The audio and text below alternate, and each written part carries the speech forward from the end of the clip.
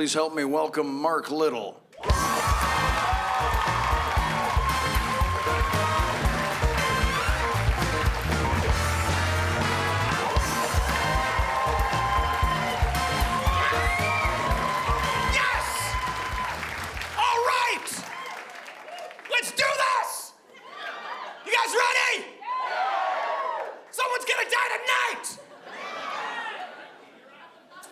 Not here.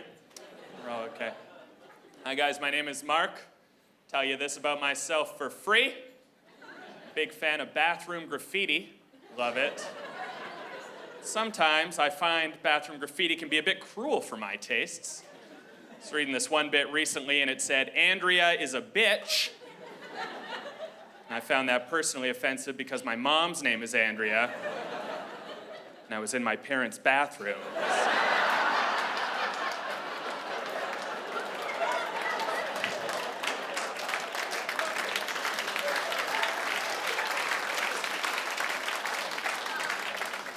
I was like, "Come on, Dad.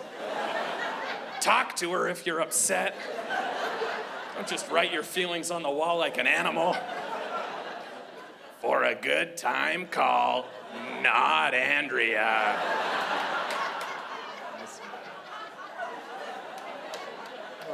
Clean segue, no problem. I've had one threesome in my life. Clean segue, no problem. One threesome in my life, but I would say that as a straight guy, it's not the kind of threesome you like to brag about having. Like my threesome was me, another guy, and then a third guy. So.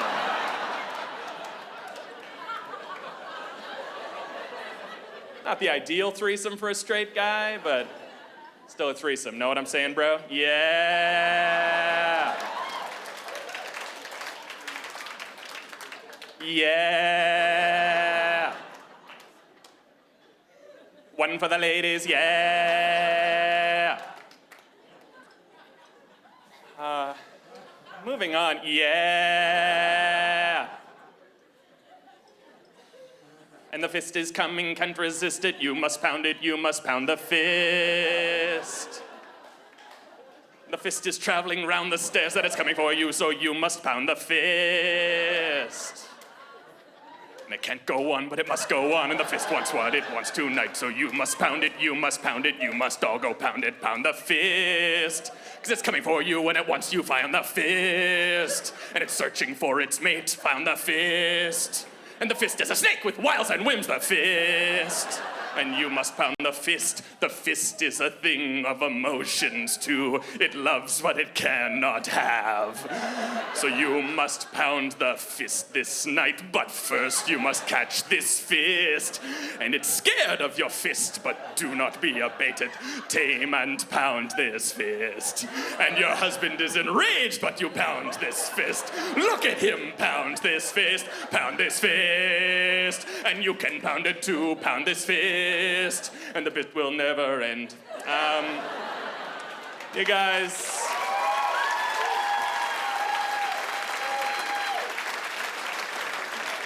I have been accused of not knowing when to let something die. The fist. And it's coming for you when it's coming out here. The fist.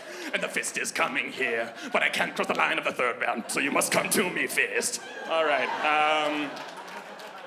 They'll cut that part out. Cut that part out. That's from my new album, Overstaying My Welcome. It's a hot track.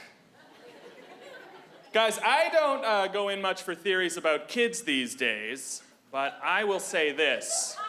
Kids these days have it too good with their boy bands. Let me explain.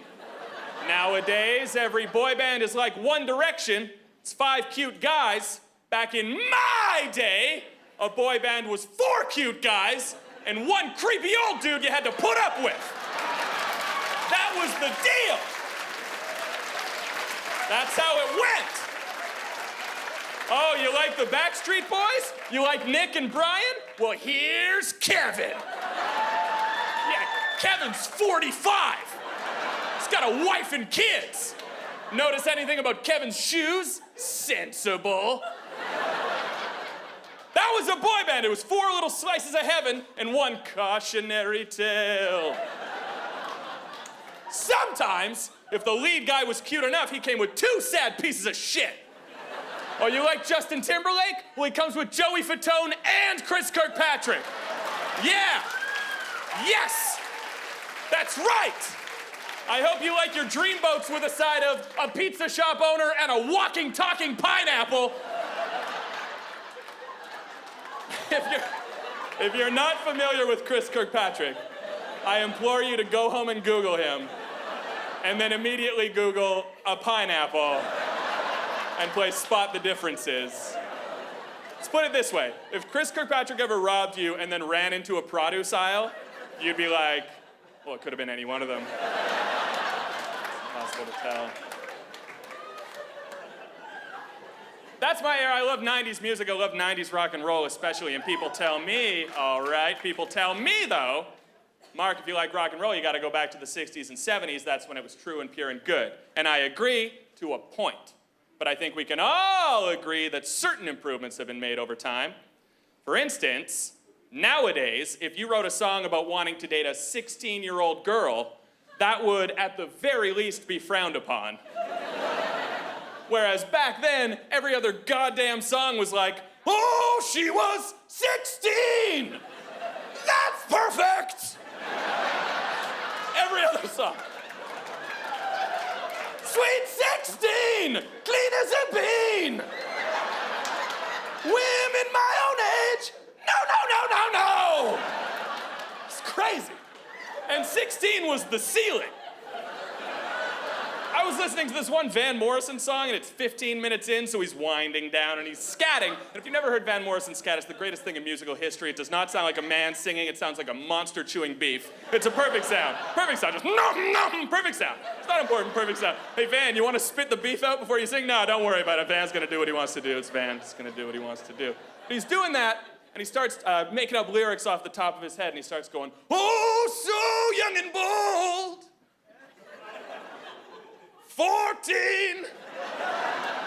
Yeah!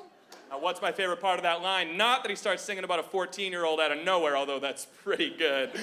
Ballsy move, Van Morrison. My favorite part is that he slurs the words years old, so it sounds like yeah-o, which to me sounds like he got halfway through that line, and then part of his brain was like, oh, we can't be saying that.